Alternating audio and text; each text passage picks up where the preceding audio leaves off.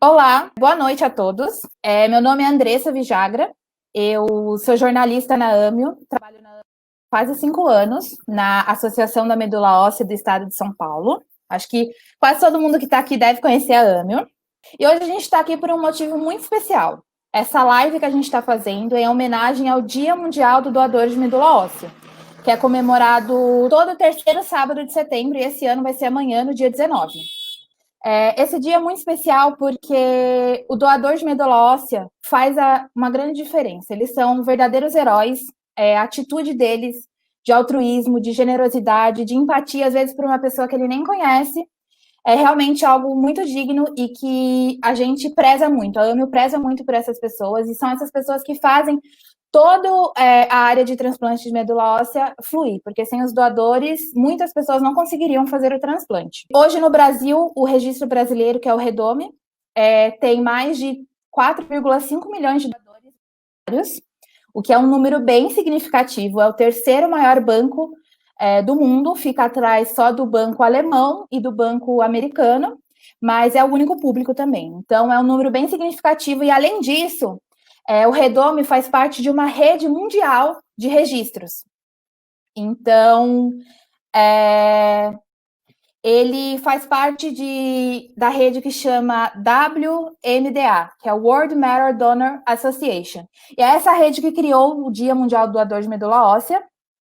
E tem mais de 35 milhões conectadas, de pessoas cadastradas nessa rede. Então, por exemplo, se uma pessoa aqui no Brasil ela quer fazer o transplante de medula óssea e ela não encontra um doador compatível no REDOME, aqui no Brasil, ela pode encontrar esse doador no exterior, em um outro banco dos Estados Unidos, da Alemanha, da Inglaterra.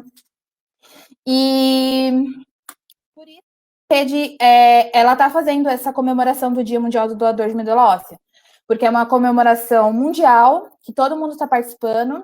E, claro, esse ano a AMI não podia ficar de fora, como a gente está vivendo esse momento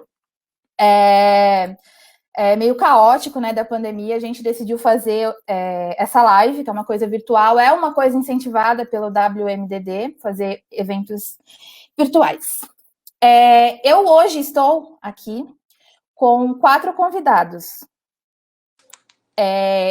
O Tiago Vieira, que ele é de São Paulo. Vocês estão vendo ele aí, eu vou abrir o microfone dele. Boa noite, Tiago. Pode falar. Boa noite, tudo bom? O Tiago, ele é doador de medula óssea, ele já fez a doação, e eu também estou com a Rita de Sá, com o Luiz e com a Wendy. A Wendy saiu agora um pouquinho da live, mas ela também vai participar. Então, a nossa live hoje terão 2 doadores e 2 pacientes. A ideia é que vocês conheçam a história incríveis deles, e que incentive mais pessoas a serem doadores, se cadastrarem, serem doadores engajados, que isso é muito importante. Então, eu vou começar com o Tiago, ele que está com o microfone, está nos ouvindo. Eu vou começar fazendo uma pergunta para o Tiago. O Tiago é de São Paulo mesmo. Eu gostaria de saber de você, Tiago, como que foi o seu cadastro? O que te levou, o que te estimulou a se cadastrar como potencial doador de medula óssea? Você já conhecia alguém? Pode responder. Eu não conhecia ninguém, eu já doava sangue regularmente na Santa Casa, e um dia, quando eu fui fazer a doação, tinha uma voluntária lá para coletar cadastros também de doadores de medula óssea. Tava eu e minha irmã lá no dia, então ela explicou rapidamente assim como que era o procedimento para fazer o cadastro. Foi super tranquilo, tirou nossas dúvidas. E naquele dia mesmo, a gente tirou uma ampola a mais, né, para fazer a tipagem, e ficou lá. Aí ficou lá por alguns anos e depois eu fui chamado. A minha irmã, que fez no mesmo dia, nunca foi.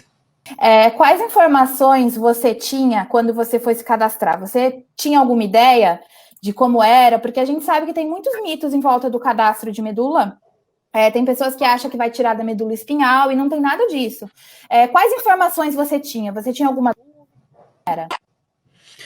Eu não tinha. Eu não sabia como funcionava, mas foi meio incondicional, assim. Eu falei, bom, se eu puder ajudar de alguma forma, eu vou ajudar, seja como for, né? Então, eu sempre tive o desejo, quando eu era menor de idade e tal, de doar sangue. Então, eu sempre corri muito atrás de informações sobre o que era preciso, como que funcionava tal, mas para doar sangue. E era super tranquilo. E para medula, para mim também, eu sabia que era um procedimento um pouquinho diferente, mas indiferente. Questão de ser mais complexo ou não. Eu recebi algumas informações no dia, que, tipo, como que seria tal, mas como era mais focado no cadastro, eu que corri atrás depois das informações. Eu só fui ter mais informações de fato depois, quando eu fui selecionado, né? Entendi. Outra coisa que eu ia te perguntar, Thiago, é se você, quando você foi chamado pelo Redome, se você sentiu medo, como foi quando te chamaram? Primeiro, em que ano te chamaram? E como foi a sensação que você, qual foi a sensação que você teve? Se você teve medo, insegurança, qual foi seu primeiro sentimento? Medo eu nunca tive, em nenhum momento. Foi uma mistura de sentimentos, mas medo não foi um deles, sabe? Eu fui chamado. Eu nunca lembro o ano certinho, assim, se foi 4 ou 5 anos depois que eu fiz o cadastro, mas eu sei que em 2010 eu recebi uma ligação, a pessoa perguntando se eu me lembrava que eu tinha feito o cadastro, eu falei que eu lembrava. Aí a pessoa perguntou se eu ainda queria ser doador, né? Porque fazia muito tempo, às vezes a pessoa não lembra, tal. Eu falei, óbvio, lógico que eu quero. Só me explica o que eu tenho que fazer agora. Então aí começou todo o processo, assim. É, eu fiquei um pouco confuso porque era tudo muito. Eu falei, cara, tá acontecendo, que coisa. Passou tanto tempo assim, putz, tá acontecendo, muito legal. E nunca tive medo de nada. Aí eu fui pesquisar para ver como que era, tal, como que funcionava, a questão da agulha, essas coisas. Mesmo assim, nunca tive medo, absolutamente. E como sua família reagiu quando você contou para eles? Porque a gente sabe que às vezes as pessoas têm receio, né? Ainda mais por um parente próximo. Como foi? É, ó, eles estão assistindo agora. Não, o começo, assim, às vezes a gente não sabe explicar muito bem, às vezes dá um pouquinho de confusão. Então, assim, eu estava muito seguro, nunca tive medo. Às vezes minha mãe ficava um pouquinho preocupada, mas é aquela preocupação de mãe, né? Você pode estar 100% seguro, mas não adianta. Mãe é mãe, ela sempre vai se preocupar com o filho, porque não tem jeito, é da natureza dela.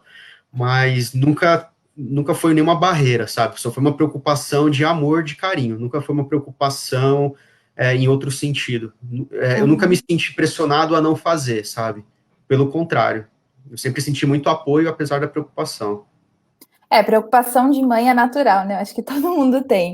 É normal, Mas né, da se família preocupar. inteira, assim, da família inteira, minha mãe, minhas irmãs, meu pai, todo mundo, assim, super me apoiaram sempre. E você pode contar para a gente um pouquinho mais de como foi o processo? Te chamaram uma vez para fazer um exame, depois te chamaram de novo? Como foi? É, olha, o processo todo, desde o primeiro contato até o dia da doação, demorou mais ou menos um ano. Foi bem extenso. Foi bem extenso. Eu não sei como que é com outras pessoas, tal, mas o meu levou um ano. Então, depois desse primeiro contato, que aí a pessoa perguntou se eu queria fazer ou não, eu falei que eu queria. Aí, de repente, eles sumiram por uns 2 meses, sei lá. Eu falei, caramba, e aí? Será que não vai mais tal? E, de repente, voltaram. Ah, você precisa ir lá na Santa Casa para fazer um novo exame de tipagem, para ver se realmente, para confirmar se você é compatível. Aí fui, só tirei mais uma ampolinha, só para ver tal. Aí depois sumiram de novo. Demorou mais um tempinho.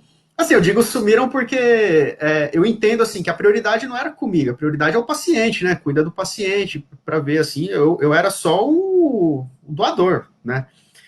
Aí depois quando começou assim o processo de outros exames, aí bateria de exame e tal, eu comecei a fazer tudo no GRAAC. Uhum. Aí faz exame, extrair uma bolsa de sangue, a doação autóloga, né? Tudo já para preparar. Aí, às vezes, tá tudo pronto, aí de repente, não tá, cancela, vamos adiar a data. Às vezes dava uma diferença no meu exame, tipo, eu tô meio resfriado, aí eu não posso doar, tinha que estar 100%. Às vezes o paciente não estava 100%, então os dois tinham que estar 100% ao mesmo tempo, tanto eu para doar quanto ele para receber, né?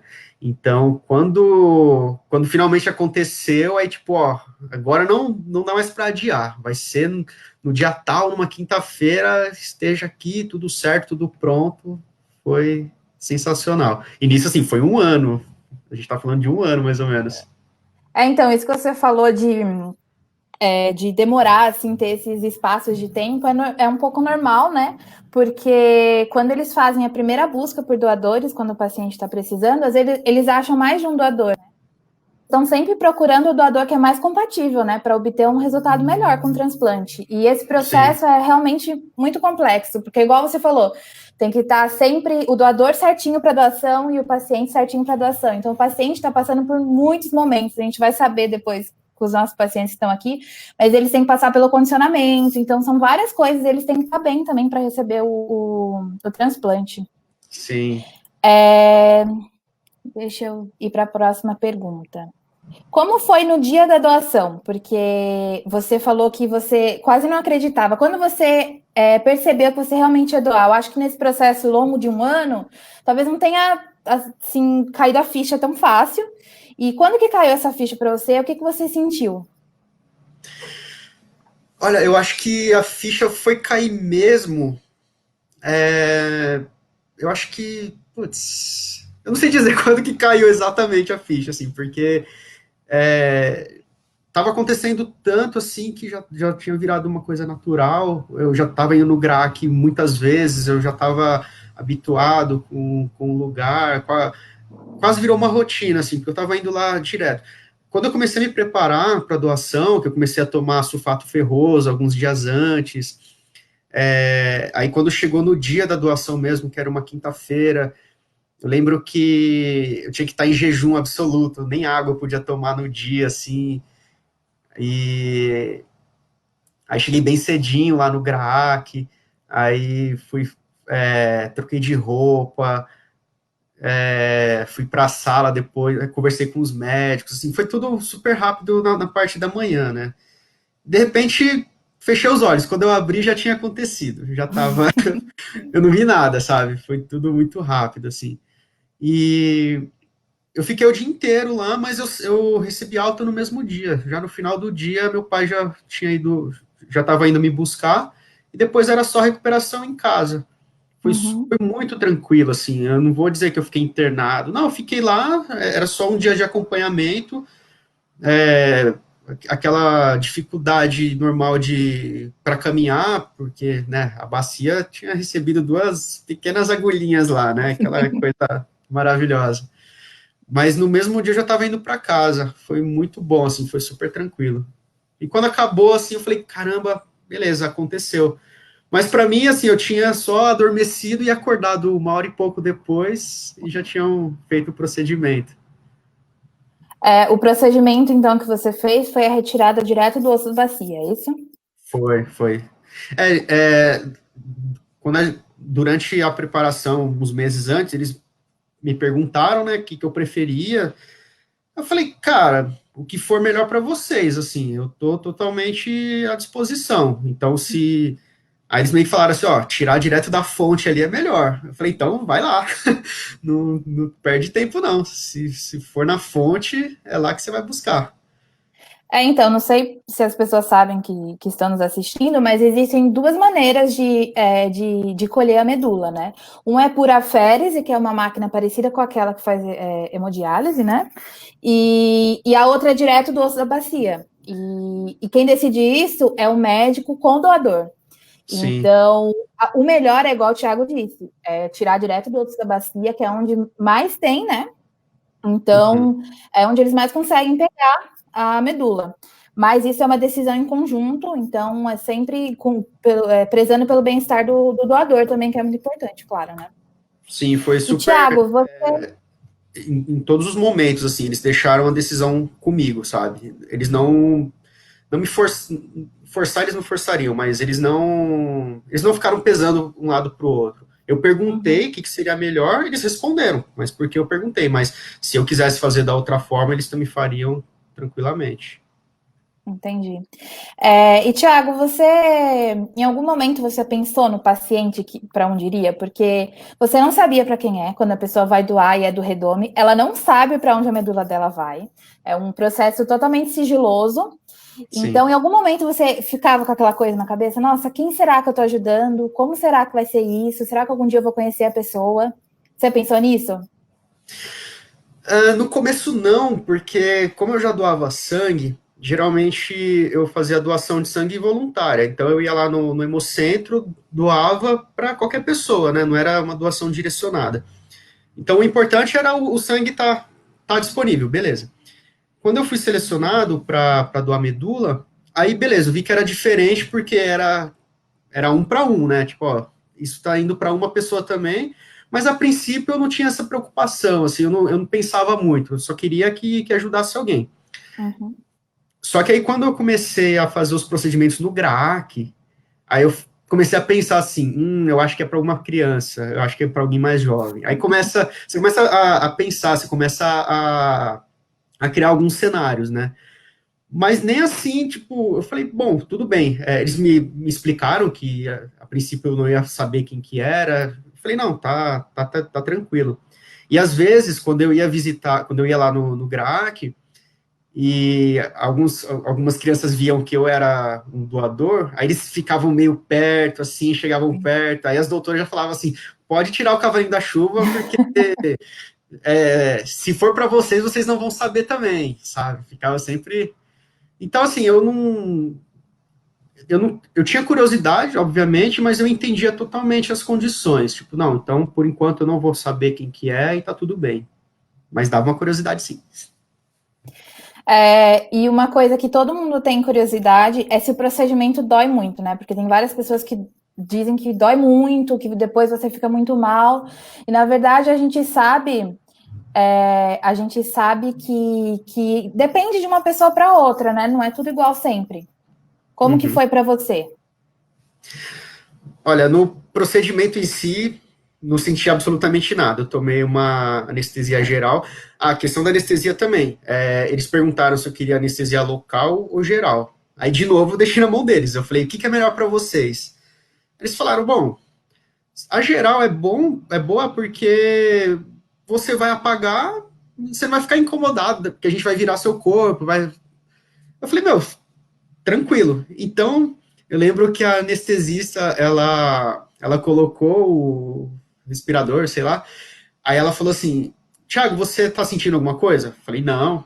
Aí ela, e agora? Aí ela aplicou mais assim, aí eu, pum, apaguei, eu não senti absolutamente nada. Então, quando eu acordei, acho que foi 1 hora e pouco depois, eu nem lembro direito assim, acordei sem dor nenhuma, assim, durante o procedimento eu não senti absolutamente nada, não acordei, não senti dor nenhuma, e quando acabou, obviamente, tava machucado, vamos dizer assim, como se eu tivesse eu tava com movimento limitado, então doía, mas eu já senti dores piores, sabe? Você bater o dedinho na quina da mesa dói muito mais, sabe? Tem muitas dores piores, assim. E como a bacia ela faz esse movimento assim quando você anda, então quando eu caminhava doía um pouquinho assim, mas é porque tinha curativo, tava cicatrizando, mas tudo dentro do normal assim.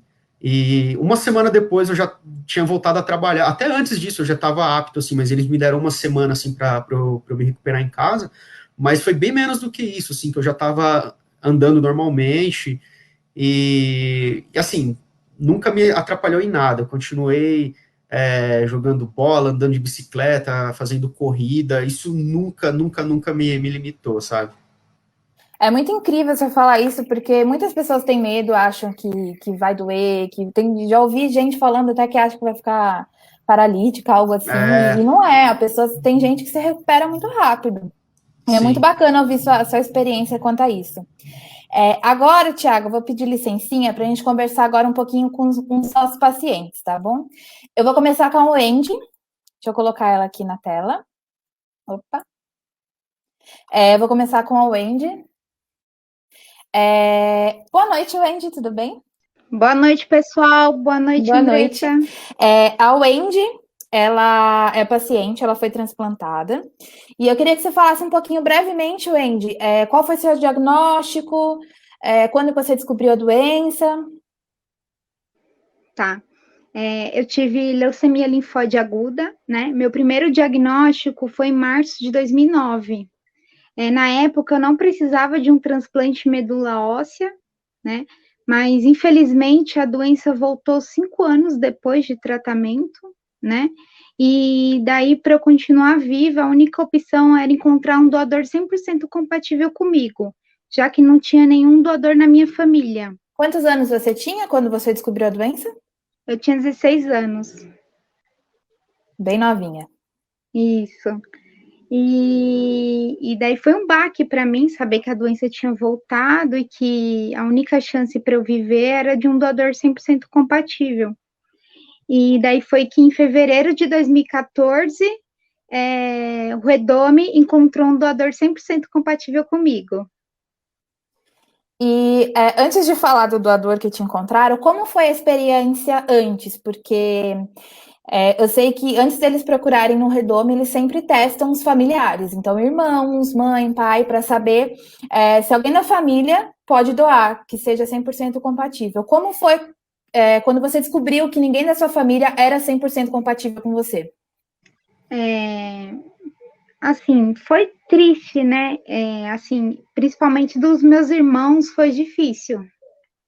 Foi difícil saber que nenhum dos meus irmãos era 100% compatível comigo, mas a esperança nunca morreu dentro de mim e eu sabia que eu ia encontrar um doador 100% sem ser da minha família. Uhum.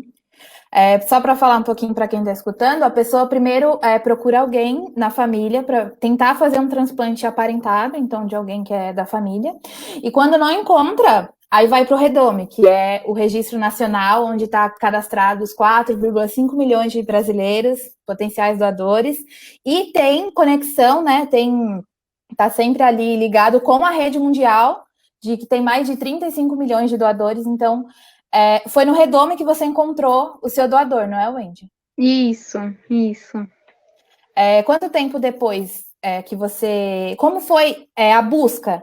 Eu sei que você tem a indicação para o transplante, né? E aí eles vão fazer uma busca que é cruzar de pacientes, que é o Hereme, com o banco de doadores, que é o Redome. E aí disso sai uma busca. Você teve resultado disso? Eu tive um resultado que foram 4 doadores encontrados, né? 100% compatíveis? Isso eu já não sei, que é aquela primeira busca.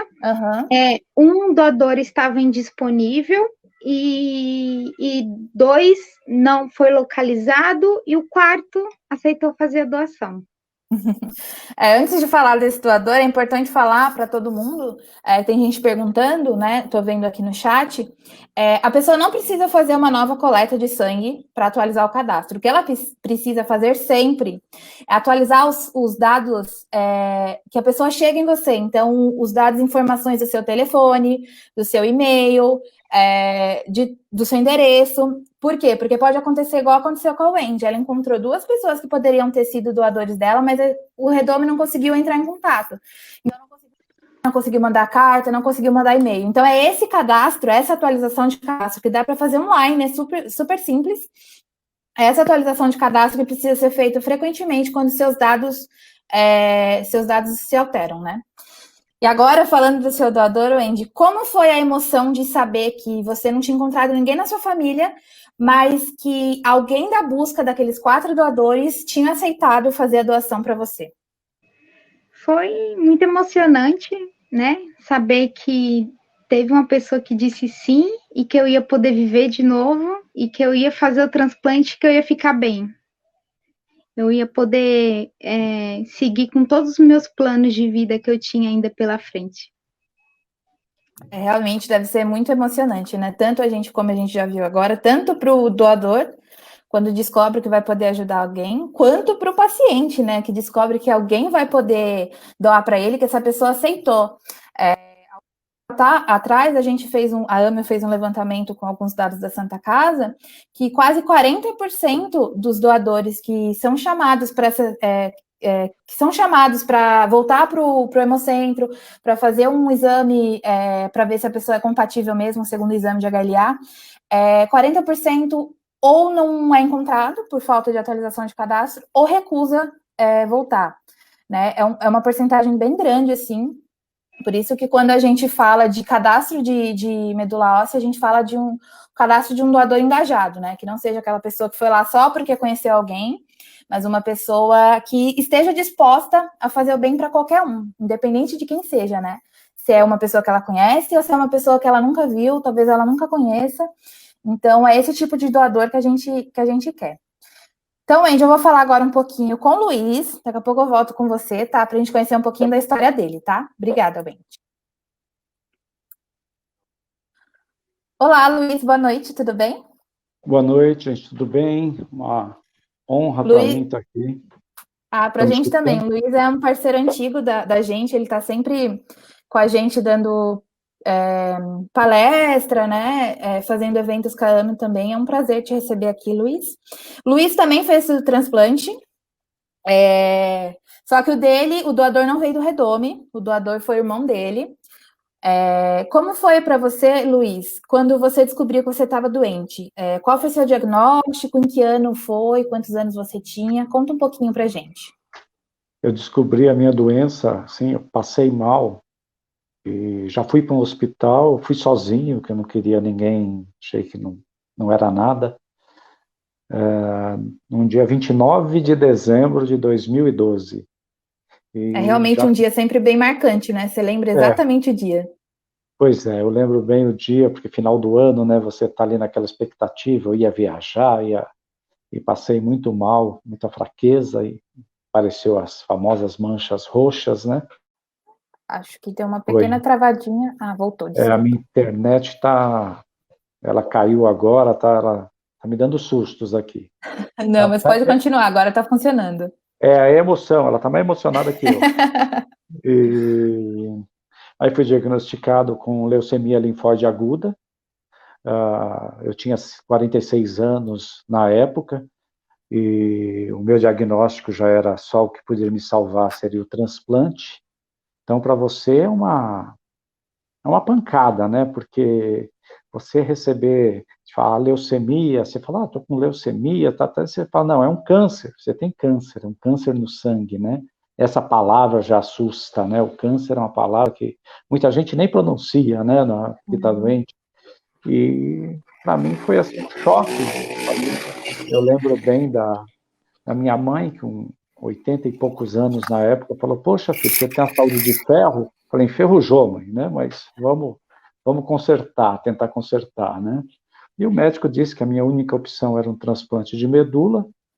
Eu tinha perdido um amigo 3 meses antes com a mesma doença, né? Mas não sabia nada praticamente sobre a doença. E veio o diagnóstico, meu médico perguntou para mim, você tem muita dúvida? Tá? Falei, eu tenho 2. O que eu tenho e se tem cura? Ele falou que eu tinha leucemia e que tinha cura. Eu dependia de um transplante de medula óssea. Aí, como a minha família, uma família grande, né? Nós somos de 6 irmãos, né? Falei, opa, vamos tentar a família. E graças a Deus eu fui abençoado aí, que em 5 irmãos eu tive 2 100% compatíveis. O médico pôde escolher quem tinha, no caso, a veia da doação do meu irmão foi por aférese, a veia mais calibrosa, e setembro de 2000, setembro não, agosto, né, final de agosto de 2013, eu já fiz o meu transplante, e aí se vão 7 anos aí de vida nova, graças ao meu doador, ao meu irmão, e vamos em frente agora, né? Que bom, né, que você encontrou o seu doador na sua família, realmente deve ser bem gratificante, né, poder... Eu imagino eu podendo doar para alguma irmã minha, eu ficaria bem feliz. Mas, Luiz, você consegue imaginar como teria sido se você não tivesse encontrado esse doador na sua família? Eu ainda tive um problema, eu fiz o exame num laboratório particular e erraram o meu HLA. Nossa. Então, de começo, os 4 irmãos já tinham feito os exames e davam incompatibilidade, porque tinham digitado errado o meu exame. Então você já bate aquele desespero, você fala, poxa, já foram 4, será que o último vai ser? Se não for, o que eu vou fazer? O redome? E eu não conhecia, era leigo, né? Você não sabia quanto que era a probabilidade de você achar um doador. A gente sabe que é 1 em 100 mil, né? Essa probabilidade, mas a gente não sabe também que muitas pessoas conseguem, né? Esse doador no redome. Então você fica apavorado.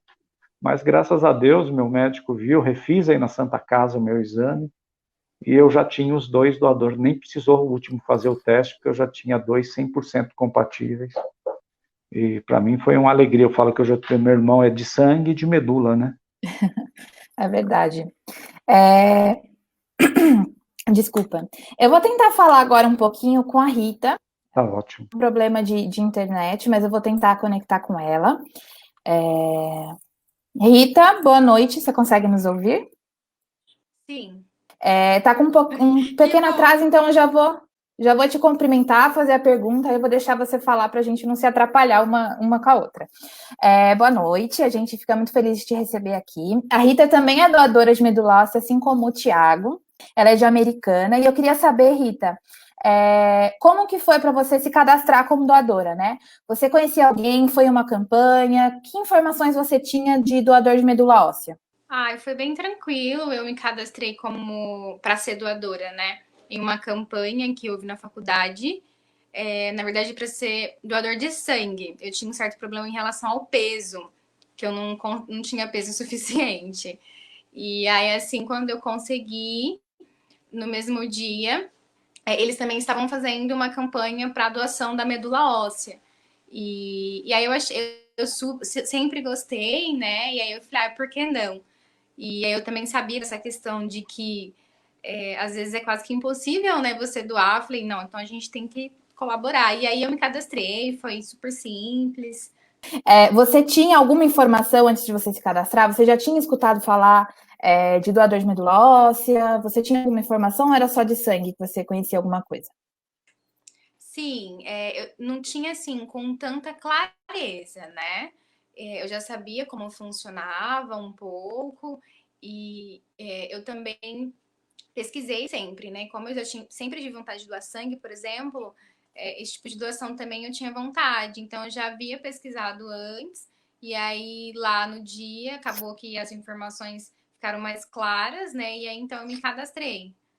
E como foi, Rita, para você, quando você recebeu a notícia de que tinham encontrado uma pessoa compatível com você? O que você sentiu? Qual foi a sua primeira reação, o primeiro sentimento que veio na sua cabeça? Eu fiquei extremamente surpresa, porque eu me cadastrei e quando eu fiquei sabendo que eu iria doar, foi muito rápido. Foi menos de 1 ano que eu havia me cadastrado. E aí, quando me ligaram, né, falando de que havia achado compatível a mim, tinha um interesse, inclusive, a primeiro momento eu não acreditei, né? E a pessoa falou, não, é isso mesmo, a gente quer saber se você tem interesse. Eu fiquei muito surpresa, muito mesmo. Mas ao mesmo tempo era um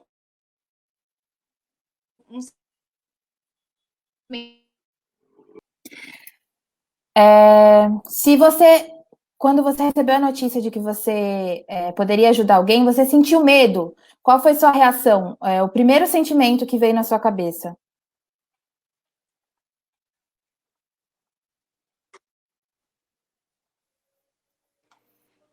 Confesso que eu fiquei, sim, um pouco com medo, porque eu, graças a Deus, assim, eu nunca precisei de ficar internada, né? Essa questão de médicos, assim. Eu sempre tive um medo que eu não sei explicar de hospital.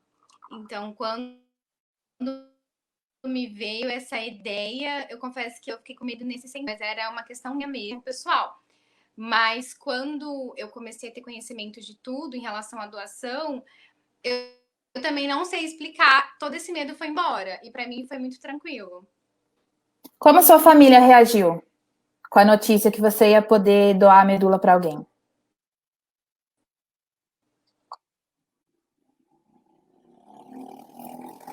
Aquela coisa de família, né? A minha mãe, ela ficou muito surpresa que eu iria ia doar, assim, ela ficou bem emocionada com tudo e ela sempre falava que, em relação à pessoa que eu iria doar, mas ela tinha aquele receio de mãe, Uhum. né? Igual a Mas mãe ela do falou, Thiago. não, vai, se, né, vai dar tudo certo e tudo, e você tá ajudando alguém. Eu fico muito feliz por isso.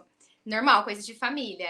E o restante da família, assim, aquela coisa de surpresa, né? Uns assim, nossa, se fosse eu não teria coragem, que isso eu ouvi muito, assim, de inúmeras pessoas. Mas a grande parte das pessoas, assim, à minha volta, super apoiaram e é bem legal, assim, não tive dificuldade com os familiares, não.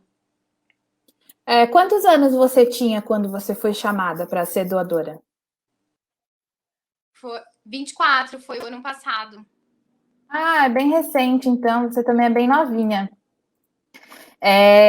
E como foi? Explica para a gente um pouco como foi o processo de doação. Quanto tempo levou? O Thiago acabou de contar para a gente que o dele quase um ano de processo. E para você, quanto tempo levou? Você teve que sair da cidade? Como foi todo esse processo para você?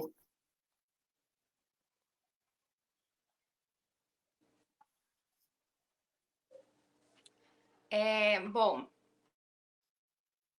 quando eles me ligaram, né, foi mais ou menos em novembro do ano retrasado, né, no caso, falando em relação à compatibilidade. Aí todo o processo, assim, demorou mais ou menos coisas de uns 2 meses, porque eu tive que fazer um novo exame para realmente a compatibilidade. E aí foi quando realmente deu a compatibilidade.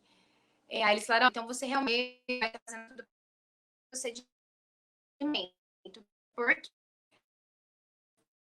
a minha doação, eu moro em São Paulo. Então, ter toda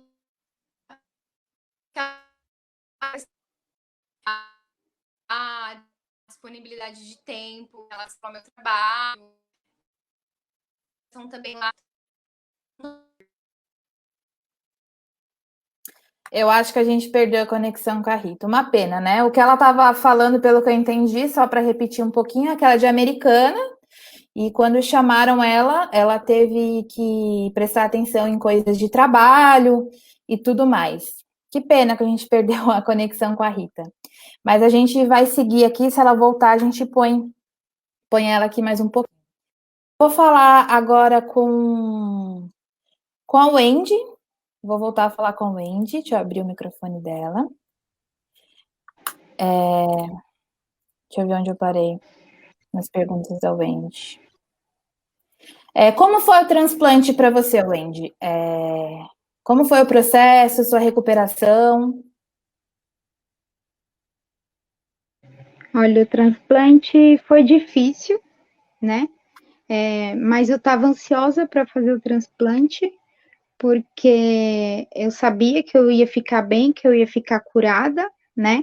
Eu pensava, eu fazia as continhas, quando falaram que eu ia internar para o transplante, eu fazia as continhas. Bom, vou internar num dia, no outro dia eu vou fazer um pulsionamento, né? Que é colocar os portoparte para poder receber a medicação e, né, para poder receber a medula também, que é os acessos, né?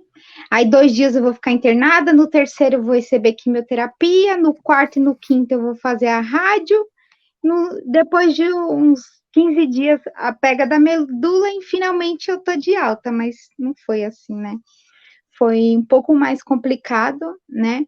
Eu passei por um problema na radioterapia, né? Era para eu ter feito 3 sessões, na verdade, 4 sessões de radioterapia, né? E, na verdade, eu só aguentei 3, né? Porque eu passei muito mal.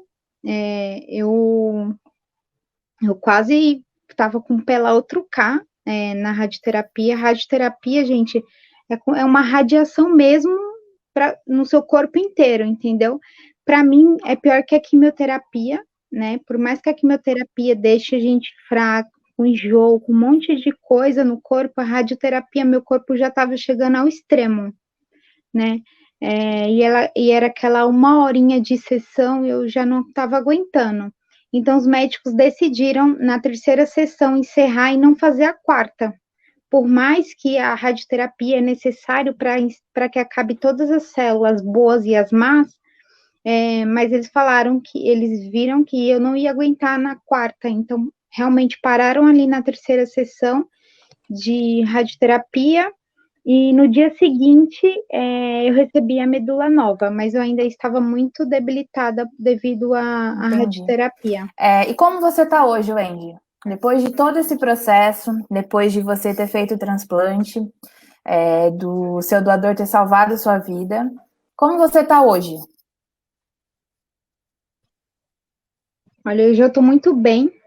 Só em pensar que eu não preciso acordar cedo, 7, 6 horas da manhã, para ir para o hospital para tomar quimioterapia, que eu não preciso ir de 3 em 3 meses fazer o líquor, que é a punção na coluna, né?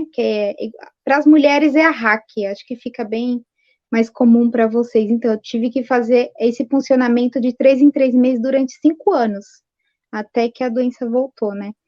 E só de pensar que eu não preciso passar por essas situações e que hoje eu, sim, acordo com muito prazer para ir trabalhar, para estudar, e não tomo mais remédio, então, e não tenho mais restrição para nada, faço de tudo, sigo minha vida normal como qualquer outra pessoa. E isso é muito prazeroso, em saber que eu pude voltar à minha vida normal e voltei a conquistar tudo que eu queria, os objetivos que ficou, porque a doença pegou bastante da minha juventude, né? Mas eu pensava sempre assim: vou perder aqui um dia, 2 dias, 1 ano, 2 anos, 3 ou mais, mas eu vou ganhar o resto da minha vida. E foi isso que aconteceu. Eu É o mais lutei importante. com todas as minhas garras, isso. Lutei para continuar vivendo. E é isso que eu tô. Continuo vivendo um dia após o outro. E agradecendo a Deus e agradecendo meu doador. É isso que eu ia te perguntar, para você repetir o nome do seu doador. É o Jorge, meu querido Jorge. Isso, meu grande amigo. Você já teve a oportunidade de conhecê-lo, de trocar mensagem, pelo menos conhecer virtualmente? Como que foi esse processo para você de conhecer o Jorge?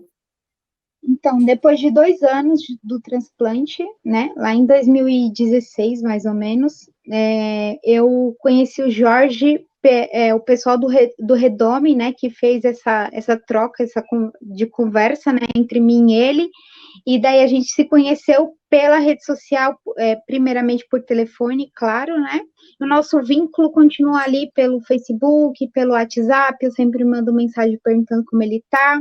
E sim, o Jorge é do estado da Bahia. Hoje eu digo que meu sangue é baiano, eu nasci em São Paulo, porém meu sangue é baiano. E outra curiosidade que eu sempre falo, antes do transplante, meu sangue era A positivo e hoje é O positivo. Então, literalmente, o sangue do Jorge corre em minhas veias. Ah, é verdade, muito bonito isso, Wendy. Agora, só para finalizar com você, Wendy, a última pergunta que eu tenho para te fazer é: se o Jorge estivesse te escutando agora, que recado você daria para ele? O que você falaria para ele diretamente? Jorge, obrigada. Obrigada por ter dito sim. Obrigada por ter salvado a minha vida. Você não sabe o quanto. E um dia eu vou até aí te dar um abraço bem forte, porque não tem palavras no mundo que faça que fale o gesto que você fez. Muito obrigada. É realmente uma emoção muito forte mesmo. Imagino que o Jorge deve também ficar muito de ter salvado sua vida, Wendy. E é uma coisa tão incrível que o doador, ele faz um bem não só para a pessoa, porque o doador salvou a vida da Wendy, mas o doador transformou a vida da mãe da Wendy, do pai da Wendy, dos irmãos da Wendy. Então é um gesto tão grande para pessoas que você nem conhece, né? Então realmente a gente está com o privilégio de poder conversar hoje com o Thiago e com a Rita. Eles são privilegiados também de poder ter sido chamada. Eu sou doadora, eu nunca fui chamada, mas assim como vários outros doadores, a gente sempre espera poder ser chamado, tá sempre com os dados atualizados para ligarem para a gente poder ajudar prontamente. Muito obrigada, Wendy. Eu vou tentar voltar a falar agora com a Rita, que eu acho que eu tô vendo que a conexão dela agora tá boa. Vamos ver se a gente consegue falar com a Rita. Oi, Rita, você tá me escutando? Sim, tô. Já vou perguntar logo para aproveitar essa conexão. A gente tinha parado para você, queria que você comentasse um pouco como foi o processo para você de doação. Quanto tempo demorou? Se você teve que sair da sua cidade? Sim, eu doei em Natal e todo o procedimento ele acabou durando mais ou menos uns 3 meses, mas foi em decorrência de que eu fui para Natal fazer os exames iniciais, né, para o procedimento. E depois de uma semana que eu havia feito, me ligaram falando de que tentariam um novo procedimento com o paciente. Uma última tentativa para não ter, então, a doação. Mas, no caso, infelizmente, não deu certo. E acabou que, aí eu, como tem um período de 1 mês de validade aí para os exames, eu tive que voltar para Natal antes do procedimento mesmo para refazer os meus exames, né? Aí eu voltei, refiz os exames, foi super tranquilo. Inclusive, foi minha primeira viagem de avião, por exemplo, e eu tinha mais medo do avião do que da própria doação, mas deu tudo certo. Sim, às vezes eu falava para as pessoas falavam, gente, mas como é? Eu falava assim, gente, eu morro de medo de avião. Mas consegui superar esse medo, foi incrível. E aí, depois de. Aí, como eu refiz os exames, né? Então, marcaram a doação e eu voltei para a doação. E a doação também foi super tranquila. Eu doei numa. Para mim, foi muito especial, porque eu doei véspera de Dia das Mães. Então, assim, foi muito mais emocionante ainda. Porque nós sabemos que, no caso, eu não só salvei, talvez, uma pessoa, mas uma família. E assim, todo o procedimento, como eu nunca fiz uma cirurgia, nunca fiquei internada, tudo isso mexeu muito. Inclusive, momentos já pronta, assim, para a cirurgia em si, não pronto. Eu lembro da anestesista vir falar comigo, né? Foram uns fofos comigo, eles vieram até a mim, estavam.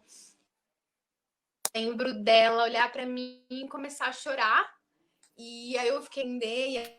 Ela falou, Rita, eu sou mãe, eu acabei de ser mãe. E eu sei que você, ela falou, domingo, por exemplo, vai ser o Dia das Mães. E você tá aqui salvando, não é só alguém, você tá salvando uma família. Então, isso é algo que você realmente é especial, não só para você, mas para quem está recebendo isso, né? Então, assim, para mim foi incrível. Deu tudo certo o procedimento também. No hospital eu recebi todo o suporte e não tive problema nenhum. Inclusive, eu fiquei apenas um dia, né, no hospital e deu tudo certo. Aí a gente vê como é diferente mesmo, como depende de vários fatores, né? O Thiago, o processo dele todo demorou 1 ano. Para você demorou cerca de 3 meses, então realmente depende. Uma curiosidade, acho que talvez algumas pessoas não saibam, é que todo esse processo é custeado com dinheiro público, com dinheiro do Redome, com dinheiro do SUS. Então, a Rita teve que sair de Americana para ir para Natal, foi tudo o Redome que custeou, né? Só para falar para vocês. Rita, então, aproveitando que sua conexão tá boa, vou te fazer a última pergunta. Como você disse que você fez a doação faz pouco tempo, provavelmente você não conheceu, ainda não teve a quebra do sigilo, e você não conheceu a paciente para quem você doou, nem sei se é ela ou ele. Tem como você falar para a gente o que você falaria para essa paciente se você a conhecesse? Se ela estivesse te escutando agora, o que você falaria para ela? Será que você escutou a nossa pergunta? Espero que sim. Vamos ver se a Rita responde. Acho que talvez a internet dela tenha... A internet dela tá igual a do Luiz, tá emocionada também. Eu acho que a gente perdeu a Rita, que pena. Tava tão boa a conversa com ela. Mas vamos ver. Acho que ela voltou. Voltou, Rita? Você me escuta agora, Rita? Voltei. Que bom, Rita. Eu vou fazer de novo a última pergunta. Não sei se você escutou. Se você encontrasse a paciente para a qual você doou, o que você falaria para ela hoje?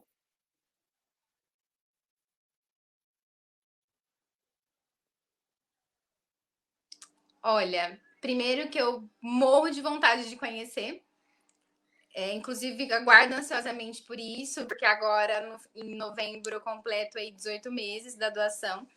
Então, eu tenho muita vontade mesmo de conhecer, porque eu sinto que é alguém muito novinho de idade, né? Então, acho que isso é com mais vontade ainda. E a mensagem que eu tenho é que estou muito realizada e muito feliz por conseguido aí dar essa segunda chance, né, para essa pessoa. E desejo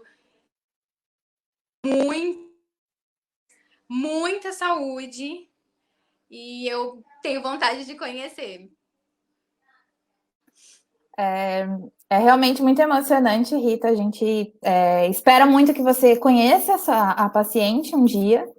Até, quem sabe, a gente não conta aqui para quem está vendo hoje, a gente poder contar essa história. É realmente muito emocionante, encontros entre pacientes e doadores. Espero que você possa encontrá-la algum dia, mas saiba já, te adianto que provavelmente ela também já tem um amor por você, assim, que ainda é inexplicável. Eu conheço a Wendy, eu lembro que antes dela conhecer o Jorge, aquele amor já estava construído. E quando ela conheceu o Jorge, ela só depositou o amor no nome dele, porque o amor já estava construído. Então, é realmente muito, muito legal o seu gesto, como a doutora Carmen disse aqui agora há pouco no chat, vocês são verdadeiros heróis, porque não é fácil, a gente pensando no lado do doador, não é fácil, às vezes você tem que ir para outra cidade distante, vencer o medo do avião, igual você, e o que vocês fazem é um ato de muita generosidade, não é para qualquer um, não. E muito obrigada, Rita, agradeço você de coração, prazer te conhecer, eu não conhecia a Rita ainda, prazer te conhecer. É uma pena que a internet não deixou a gente conversar mais, sim, mas eu adorei te conhecer, adorei conhecer sua história, Rita. Muito obrigada. Eu vou falar agora com o Luiz, vou fazer a última pergunta para o Luiz, porque está quase acabando nosso tempo. Luiz, depois de você ouvir esse depoimento emocionante da Rita, você é um privilegiado também, porque você está sempre aí grudadinho com o seu irmão, e é capaz até, inclusive, dele estar assistindo isso.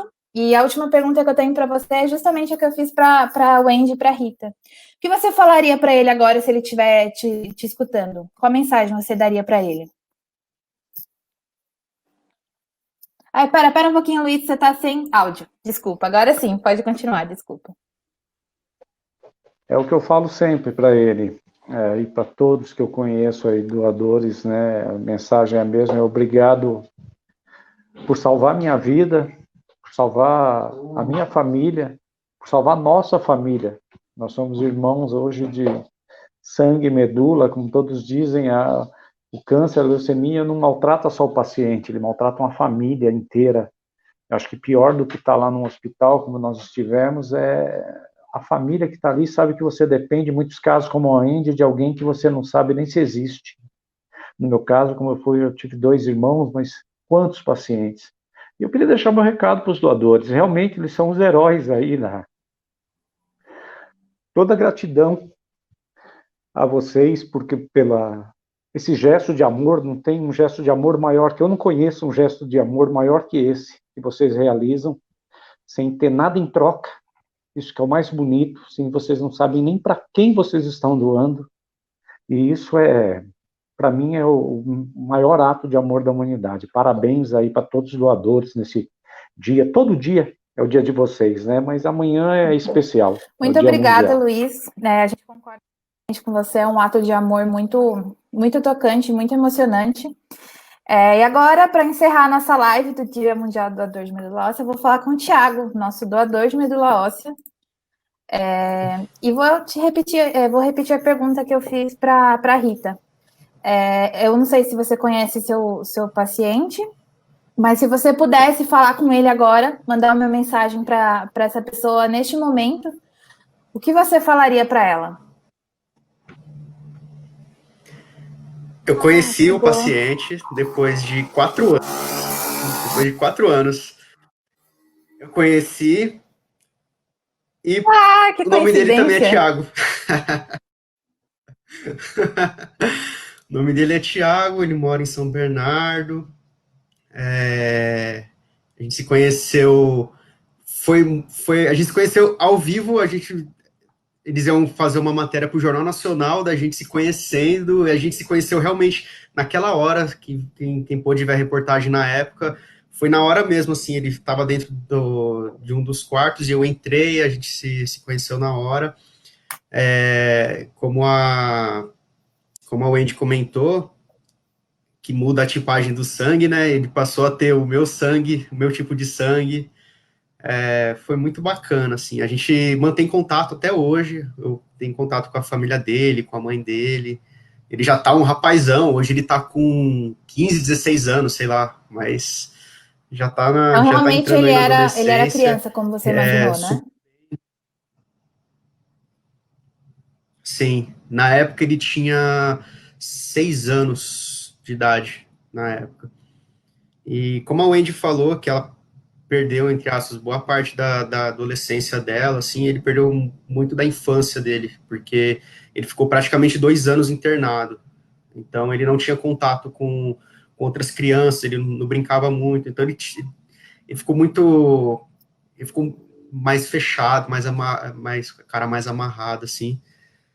E no dia que a gente se conheceu, ele abriu um sorrisão na hora, assim, foi muito legal, foi muito bacana, foi uma alegria muito grande.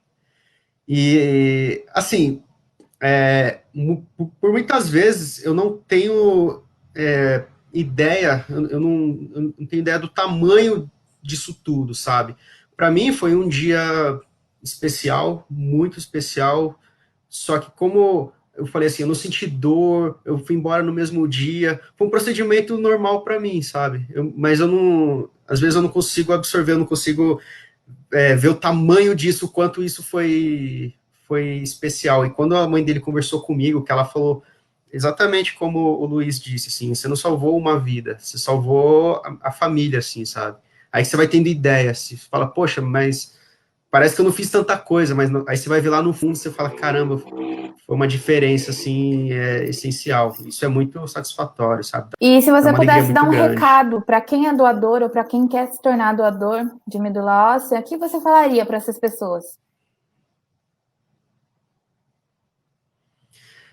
Primeira coisa é buscar informações, porque tem muita desinformação e isso gera medo nas pessoas, medo nas famílias. E, pô, no final é uma coisa super tranquila, é um gesto assim que tudo bem, toma seu tempo às vezes, mas olha o tamanho disso, a recompensa que você recebe, sabe? O fato de você salvar a vida de uma pessoa, é uma pessoa dependendo de você, sabe? Então, assim, não tenha medo, não vai ser não vai ser dolorido, você vai doer um pouquinho, óbvio, mas você sente dores muito piores. Às vezes você tropica, cai no chão, você se machuca, dói muito mais. Às vezes você tem uma ressaca, a sua dor de cabeça é maior, sabe? Então, é uma coisa que você não pode ter medo, é muito especial. Procure se informar, principalmente, e espalhe o bem, sabe? Espalhe isso para todo mundo que você conhece, porque a, o que você recebe em troca, assim, esse amor não tem Muito preço. obrigada, Tiago. A gente está encerrando aqui nossa live, já extrapolou nosso tempo. Eu queria agradecer muito cada um de vocês, o Tiago, a Rita, a Wendy, o Luiz. Foi um bate-papo muito legal, adorei participar. E, assim, a gente fecha essa live falando muito obrigada para o Tiago, para a Rita e para todos os outros doadores que fizeram a diferença na vida de uma pessoa como a Wendy, como o Luiz. Então, amanhã... olha o Thiago mostrando ele com o dente dele, é muito bacana. É realmente um ato heróico, assim, fazer o bem sem olhar quem, como várias pessoas dizem, né? Então, eu quero agradecer vocês, desejar boa noite, agradecer principalmente todos os 4,5 milhões de brasileiros que estão lá no cadastro do Redome, dispostos a salvar vidas como a da Wendy e do Luiz, tá bom? Muito obrigada, muito obrigada. Vou abrir o microfone para vocês darem tchau, darem boa noite. Muito obrigada, gente. Boa noite, gente. Obrigado. Sejam Boa doadores. noite, Júnior. Doem medula, por favor. Beijos. Boa noite, pessoal. Se cadastrem. Obrigada. Boa noite, gente. Thank you, Obrigado, Dona. doadores.